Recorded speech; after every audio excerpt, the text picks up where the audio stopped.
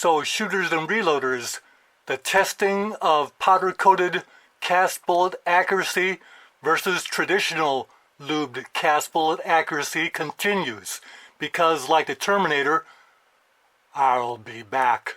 So shooters and reloaders out there, Fortune Cookie 45LC coming to you from the hot lead zone. And yes, I'm back. I'm back because we're doing more of the testing of powder-coated bullets versus traditional lubed powder-coated bullets.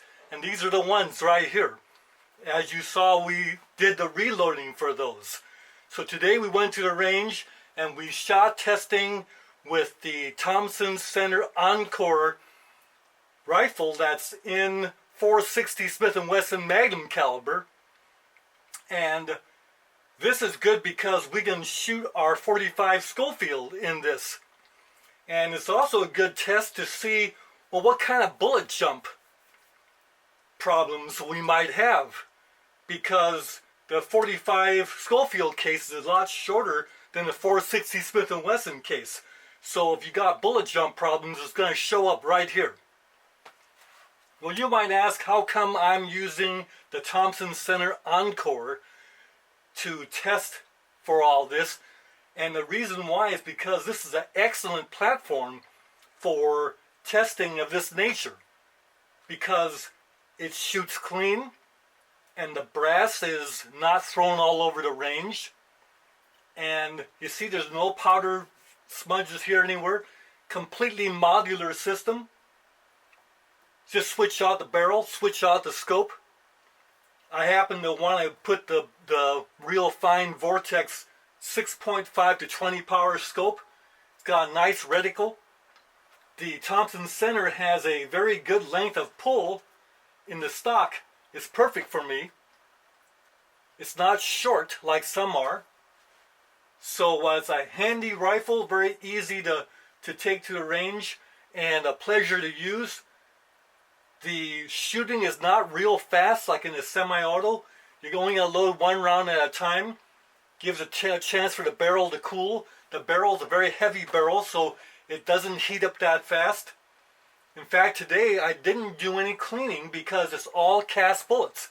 And the powder-coated bullets being shot between the regular lube bullets, the powder-coated bullets has a property of kind of scrubbing the barrel a little bit, so it keeps down the fouling and leading. Works out fine. As you'll see, some of the latest groups, in fact the very last group was the most accurate group of the day. So these are the loads we use to test to compare powder-coated accuracy to traditional lube bullet accuracy with the .45 Schofield cases. And there are all the targets that we brought back from the range today. We tabulated all the results, the group size, the muzzle velocity, the standard deviation, so we can compare all of these loads. So let's go ahead and show you what we did at the range today. So here we go. We'll start with the powder-coated Keith bullets.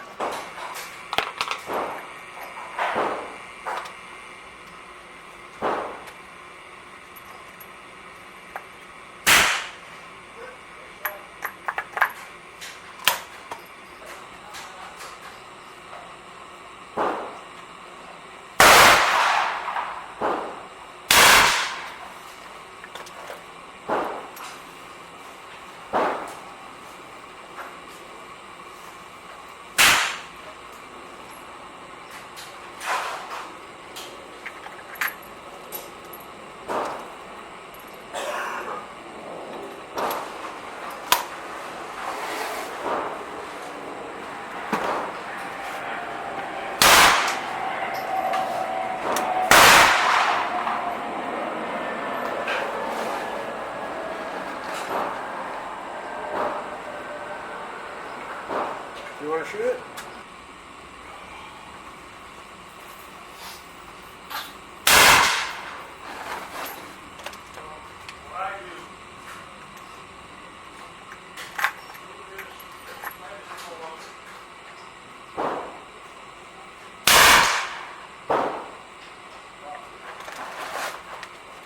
So now we're shooting the traditional lube bullets. And let's see how those shoot.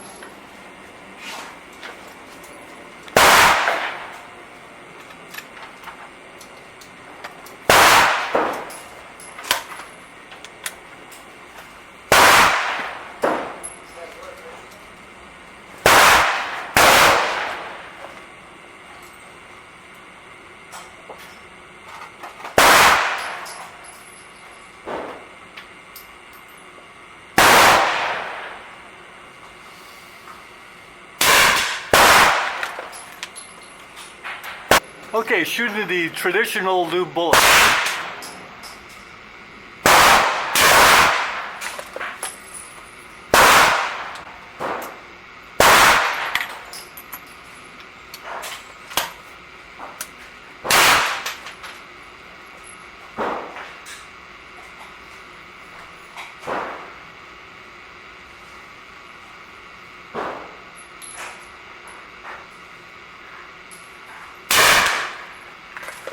Uh-oh, that opened it up.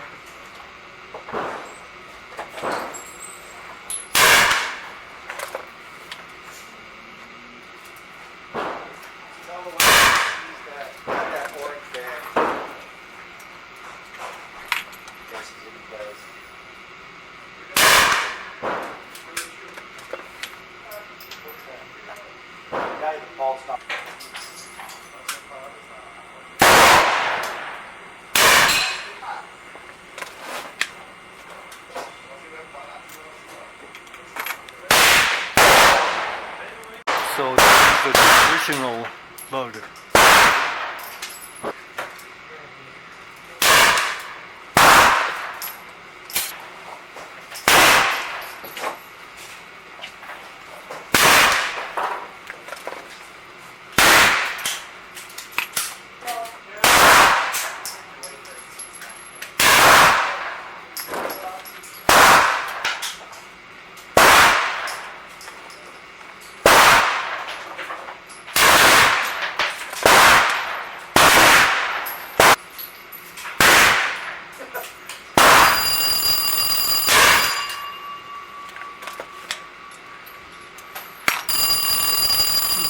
Last two drifted a little.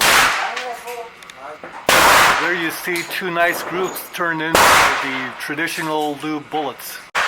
Now we're shooting the powder-coated wad cutter. Already fired one shot on the right hand side. Elevation adjustment on the top, so we want to take it up, right? A couple clicks. Let me see what it says. To move the bullet impact up. It's going to be in the direction of the arrow. So what direction is this arrow?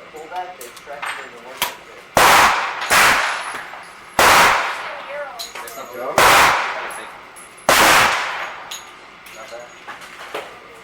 Huh? Okay.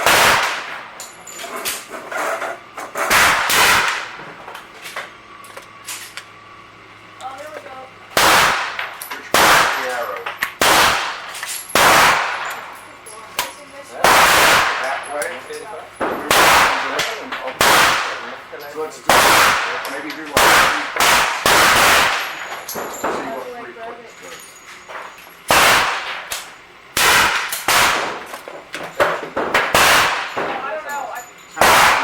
Let me just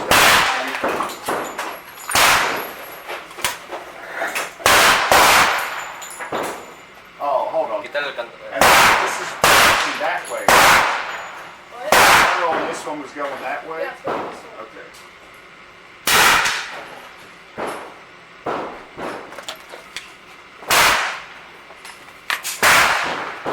That's a pretty accurate bullet. We'll keep going. More 5-shot. Okay, another 5-shot wad cutter, 6.3 grams of 231 powder. Okay, try that now. Try that.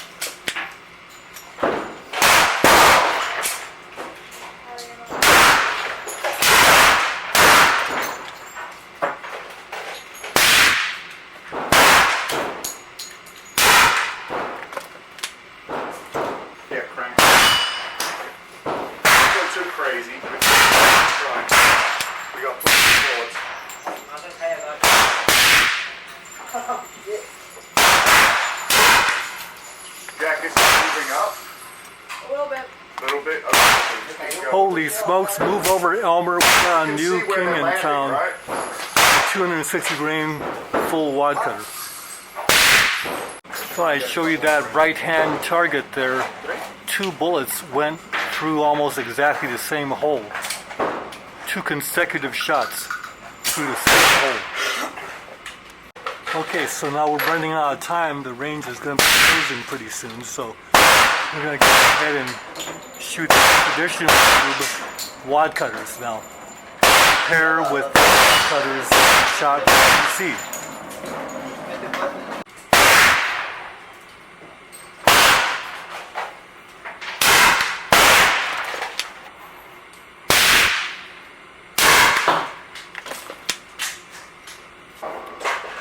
The left-hand target was just shot with the traditional 260 grain wad cutters, 6.3 grains of 231. Let's shoot the right-hand target now, traditional wad cutter.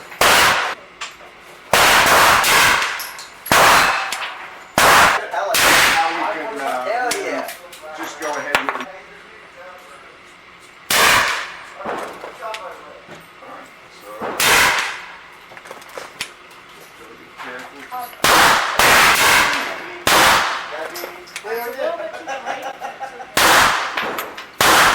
Like 3 in one hole and 2 of them are kind of thrown out a little bit, but just group on the left, I'll shoot another 5 shotguns with no Lube wad cutters. Jack. Oh, I had it in my hoodie.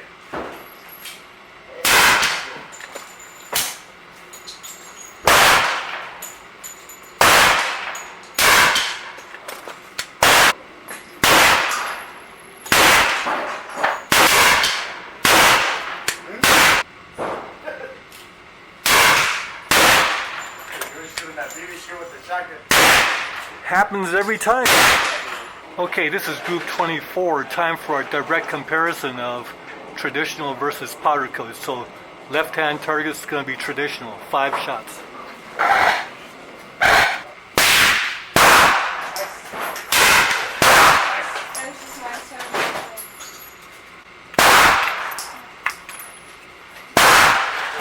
Go for it.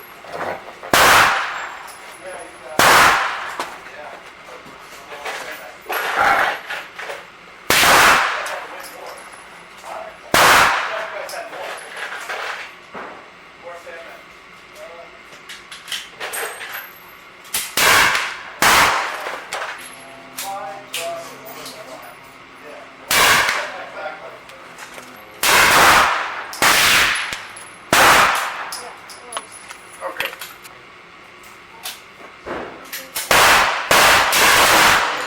Hey, let me have that up there. Okay, the gauntlet has been thrown down now. So first powder coated fouling on the lower target. Go ahead. Maybe do a different one. See what grouping you get. It's good. I mean, that's as good as it's going to get, Jack. The fouling round was pulled a little bit to the left.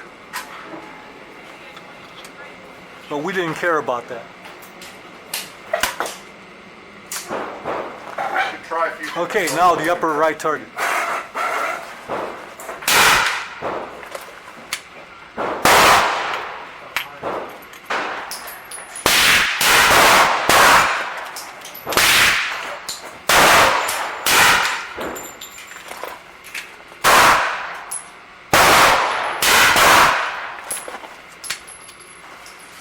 Well, here comes the jinx factor again.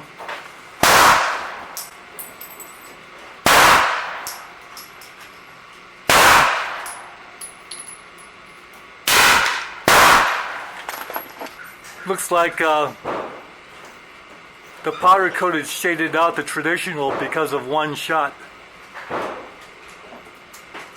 Well, loads of bacon, look what you have wrought. With your own hands, you have wrought this. And I'm a-thanking you. You know, I really think you've got a lemon mold there that that wad cutter 260 grain mold does.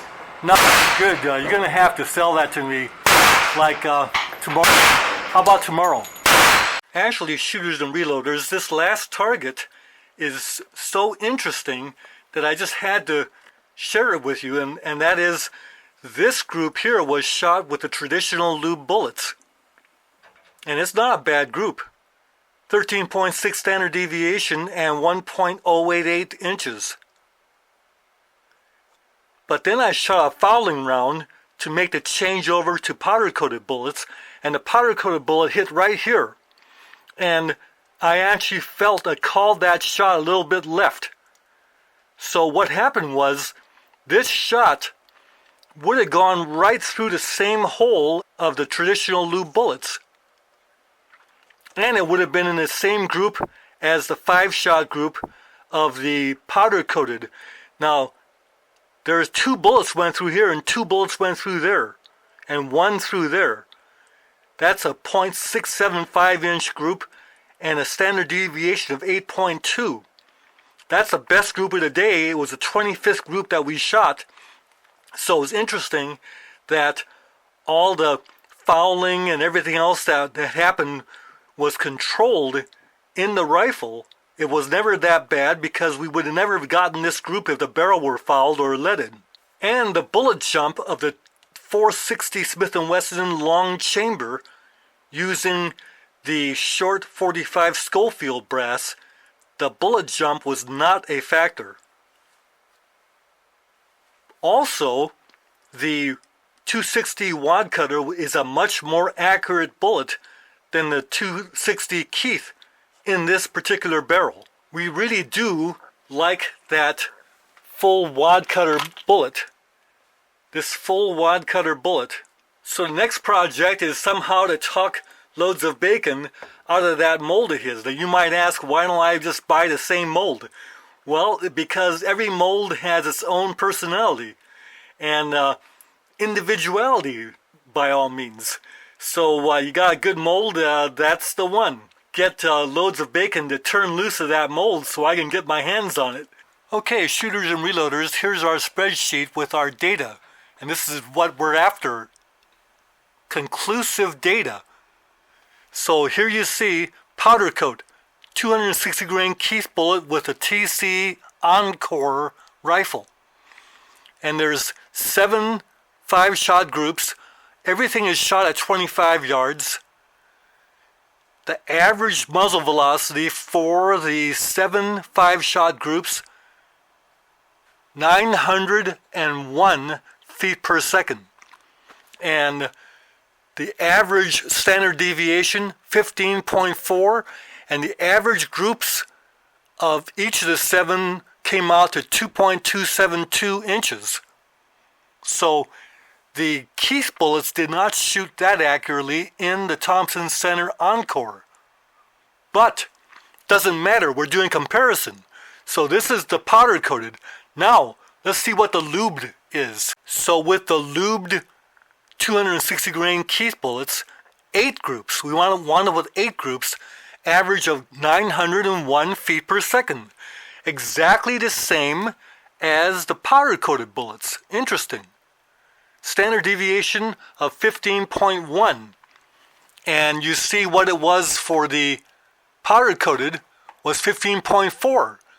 So 15.1 for the lube bullets is a little better. And then the group size for the lube was 2.223 compared to 2.272, or a difference of 0.05 inches per 5-shot group. That's not much. In fact, that's, for all intents and purposes, that's the same. Now let's check out what the wad cutter, 260 grain wad cutter did. Now we were running out of time, the range is going to close, so I only get a chance to shoot 4 5-shot groups of the powder coated and 5 5-shot groups for the lubed. So the powder coated wad cutters shot average of 843 feet per second compared to 859 feet per second for the lubed. Got a little more velocity with the lube bullets than the powder coated bullets. The powder coated turned in a little better standard deviation of 14.7 compared to 17.2. And the group size, the powder coated came out 1.254 compared to 1.276, a difference of 0.02 inches, which is not much difference. For all intents and purposes, they shot the same. As you recall, we've already got a whole set of data with another bullet, the 200 grain lead round nose flat point in the 44 caliber that we already tested. And the same thing happened there. For all intents and purposes, that shot the same as the powder coated and the lubed. So we've got a lot of data now and we can do more, but as you can see from this, we've got enough data to make the conclusion that powder coated cast bullets shoot at least as well, and in some instances a little better, than traditional lubed. For all intents and purposes, significantly in terms of statistical significance, we've got a dead heat. So we can shoot powder coated bullets with complete confidence. So these conclusions are only valid for handguns. We cannot apply this data to rifles. Bye for now.